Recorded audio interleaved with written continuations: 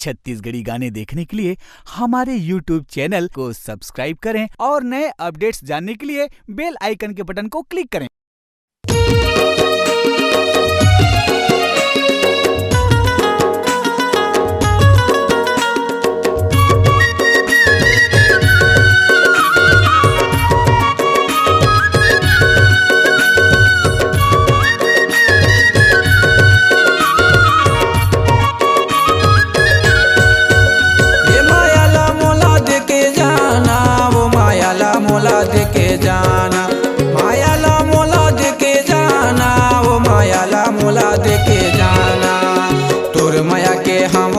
दीवाना माया ला मोला देके जाना तोर माया के हमरे दीवाना माया ला मोला देके जाना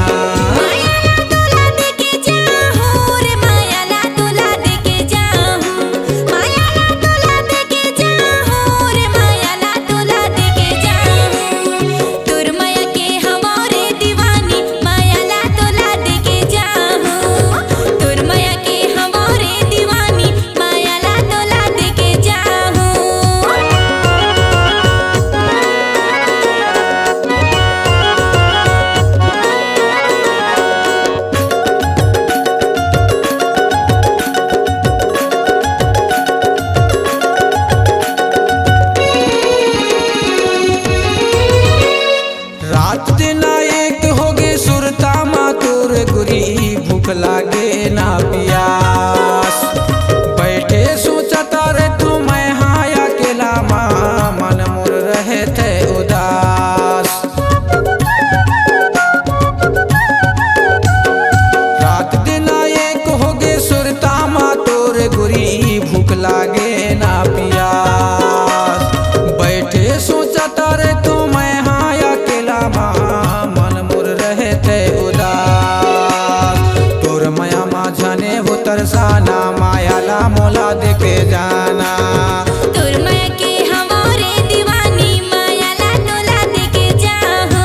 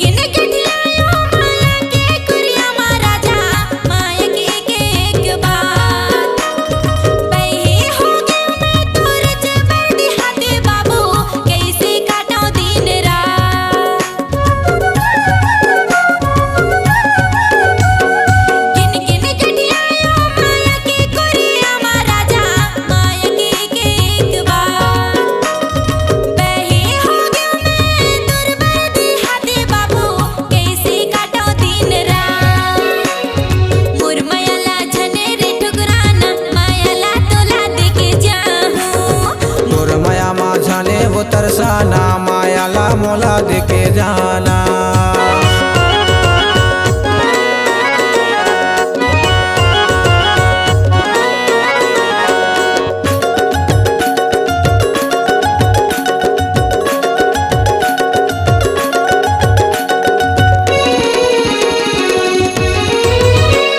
नीली नीली नैना माँ का जादू डरे गुरी देख के हो गए हो दीवाना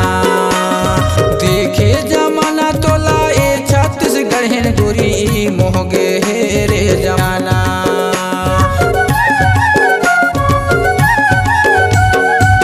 नीली नीली नैना माँ का जादू डरे गुरी देख के हो गए हो दीवाना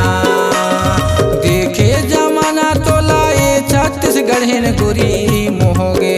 रे सियाना मनमा है का तय बताना माया ला मोला देके जाना मनमा है का तय बताना माया ला मोला देके जाना ये माया ला मोला देके जाना रे माया ला मोला देके जाना माया ला मोला देके जाना वो माया ला मोला देके जाना तोर माया के हमरे दीवाना माया ला मोला देके जाना तोर माया के हमरे दीवाना माया ला मोला देके जाना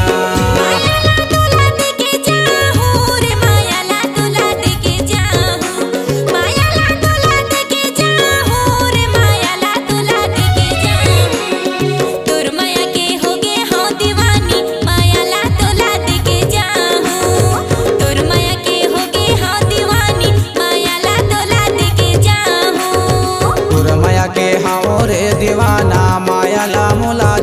जाना।